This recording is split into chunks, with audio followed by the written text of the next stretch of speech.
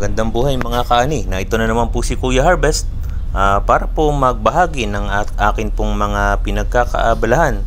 So ngayong mga panahon ito, si Kuya Harvest po ay naimbitahan ng Department of Agrarian Reform para po magkaroon ng pagsasanay sa mga kasama nating magsasaka, yung mga Agrarian Reform Beneficiaries.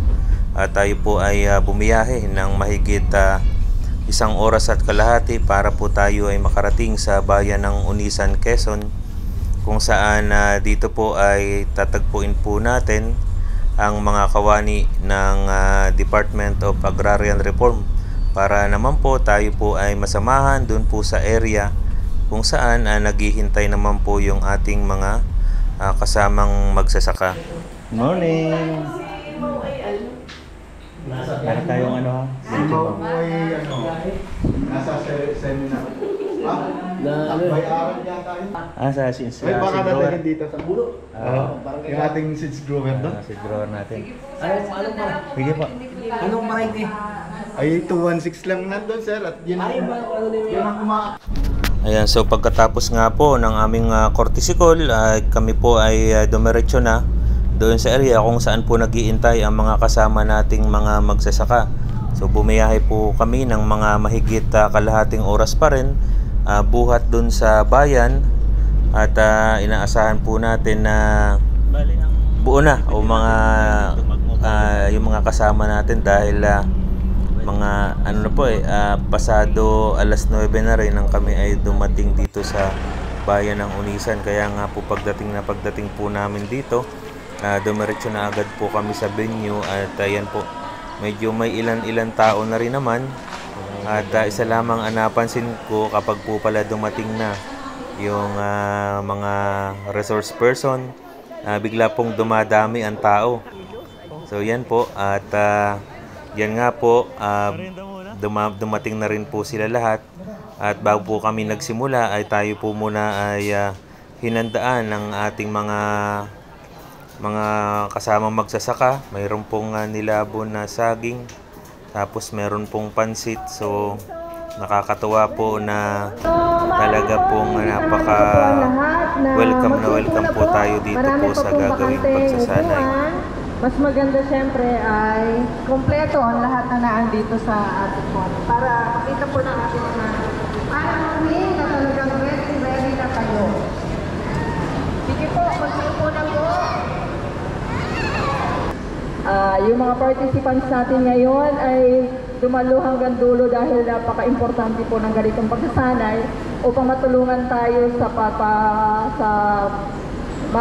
teknolohiya, mabigyan tayo ng mga additional knowledge na sir para sa pagtatanim ng palay. Ano po? Tayo po ay napaka-importante ngayon dahil po nandito ang ating mga panauhin. Sabi nga po ni Ma'am kanina, ang ating mentor. Para po although sabi ko nga po sa mga previous kong ganitong gatherings ay may kaalaman na po kayo sa pagsasaka, lalo na po sa pagtatanim ng palay.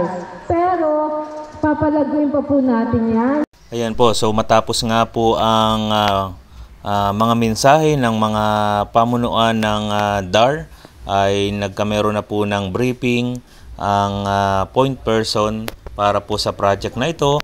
At dito nga po tinalakay na ang proyektong ito o ang pagsasanay na ito ay tatagal ng isang cropping season. So magsisimula po ito sa pagtatanim ng palay, paghahanda ng lupa, hanggang sa makaani po. So ito po ay tatagal po ng 4 na buwan at napag-usapan po na ang pagsasanay na ito ay once a month na magmi-meeting at maghapon yung magiging talakayan patungkol sa mga topic na nakakaapekto sa paglaki ng palay. So yun po ang gagawing pagsasanay na ito. At dito po ay malayang makakapagtanong ang mga magsasaka tungkol sa kanilang mga nais malaman tungkol sa pagpapalay at magkamero na rin po ng mga sharing ng mga ideas o experiences sa bawat isang magsasaka. So dito po ang lahat po ay open na magbahagi ng kanilang kaalaman at Tayo naman po ay magbabahagi rin ng ating kaalaman at yung mga makabagong technology na atin pong mga nagawa na at mga nakikita o nararanasan na rin galing sa iba pang mga pagsasanay ay ibabahagi po natin dito. So, open din po tayo dito na kung meron pong mga companies na magbigay ng kanilang produkto para sa kanilang demo, welcome na welcome po at nang matesting na rin po yung mga product po nila at baka yun pong produkto nila ang makaka-resolba sa sabi nga'y makatulong para mas makataas o tumaas pa ang ani ng ating mga magsasaka. So, welcome na welcome po dito yung mga private companies na gustong magpa-demo ng kanilang mga produkto. Magandang tanghali po sa ating lahat. Yan. Sino po ba ang may mga palayan po dito? Halos lahat. Halos lahat. So, very good. Mahalaga din po na bago po tayong magtanim ay kinakailangan suriin muna natin yung lupa natin. Tama, Ayan. Sino po ang nakagamit na o nakapag-testing na nitong MOET? Nung MOET, -1 element technique. Nung unang panahon, ang mga technician natin noon ay pumupunta sa inyo at maaaring nakuha ng lupa para suriin. Tapos ang ginagawa natin noon, nakuha sa tubigan, mga 10 parte ng lugar. Tapos dinadala natin sa ilalim ng puno ng puno, pinapatuyo natin, di ba? Ini-air dry natin. Pagkatuyo na, dadalhin naman natin o ipadadala natin sa laboratorio para suriin. Pagkatapos, bibilang yun ng mga 1 taon bago bumalik sa atin. Tama ba? Kalahati, 6 na buwan, mabilis na yon. Base sa pagsusuri ng lupa na yon, ay lalabas yung resulta kung anong kulang na sustansya sa inyong palayan. Okay. Ngayon po, yung pagsusuri ng lupa, inilapit na sa tao, inilapit na sa farm. Ito na yon. Dalhin nyo na. Kayo na pati ang magsuri dyan. At imbis na chemist ang nagsasabi ng resulta ng problema ng palay nyo, yung palay na mismo ang magsasabi kung anong kulang na sustansya sa kanyang lupa. Doon sa lupa na tinataniman niya. Maganda po ba yun? Yung palay na mismo ang magsasabi. Mas maigi na ho yung meron kayong analysis kaysa sa wala. Sabi nga, paano ba tayo nagre-rekomenda ng abono sa ating palayan? O paano natin nalalaman na ang abonong nilalagay natin sa ating palayan? O sino pong makakasagot? Tatay, paano kayo nag-aabono sa palayan nyo? Ano pong ginagamit nyo? Sir, ang ginagamit ko, sir, ay... Doon sa 1 hektarya, ilang sakong complete ang nilalagay nyo? Kunti lang, sir, ang nilalagay ko dahil... Ilang kilo? Ilang kilo? Mga 10 kilo, sir. 10 kilo, 1 hektaryang complete. Ano pa hong nilalagay nyong abono? Kalmitan, sir, pagkatapos ng complete ay urea ang ginagamit ko pagkatapos. Ilang kilong urea? Pag-isa, sir, 2 sako binibigay sa akin. Nilalagay ko na yung lahat doon. 10 kilong complete, 2 sakong urea, ano pa ho? Yun lang, sir, hanggang sa binabiya ko na siya bumunga, inaalagaan ko na lang siya sa tubig. Sa 1 hektarya po yun.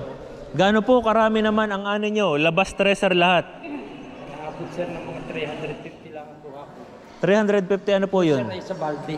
350 balde, 350 times 11. Divide 50. Divide 50. Oo.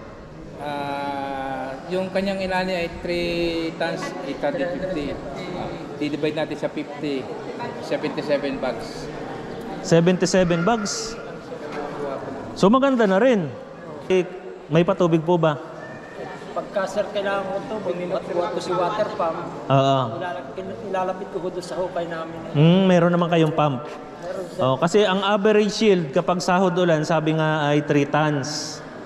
Kayo ay naka 3.8. Oo, so maganda na rin siya. So mukhang mas gaganda pa siya kung maitatama natin yung paraan ng pag-aabono. So yun nga po, matapos po nating maipaliwanag ang paraan ng paggamit ng MOET at ang kahalagahan nito sa ating pagpapalay, tayo po ay nag-aktual na ng paggawa nito, ng pakitang paggawa, upang sa gayon po ay matutunan po nila. At ito pong palaya na kinuha ng lupa ay siya po namang gagawin nating demo area sa paraan ng paglalagay ng pataba. So gagamit din po tayo dito ng mga foliar fertilizer at microbial inoculants para po mapataas po ang kanilang ani. So itatry po natin na makagawa po ng isang protocol para po dito sa barangay Putol, o sa barangay na po ito. So yun po, at bukod po doon, imagine nyo, kung hindi ako nagkakamali, taong 2005 pa na unang isinapubliko ang MOET. Pero ngayon 2024, halos 19 years, ang ating mga ilang magsasaka ay hindi pa rin nila alam yung paraan ng pagsusuri ng lupa gamit ang technology na ito. So medyo kinakailangan po talaga na sila ay gabayan. So yung pong ani kanina, kung sila po ay may patubig na pumps, yung 3.7 ay talaga pong mababa. At least po sana ay mahigit 4 tons na po ang inaani nila. Kaya po kung maitatama po natin ang sustansya o ang kakulangan ng sustansya dito po sa palaya na to, mukhang tataas pa po ang ani nila. So yun lamang po, at sana po patuloy niyong subaybayan ang gagawin natin pong pagpapakitang gawa dito po sa bayan ng Unisan, upang sa gayon po ay kahit papaano ay tayo ay meron ding matutunan dito sa gagawin po nating pag-aaral. So ang participants po natin ay 50 katao na mga agrarian reform beneficiary. So yun lamang po, at paki-like, share and subscribe na rin po ang ating YouTube channel kung nagustuhan nyo po ang tinatalakay na mga activity ni Kuya Harvest.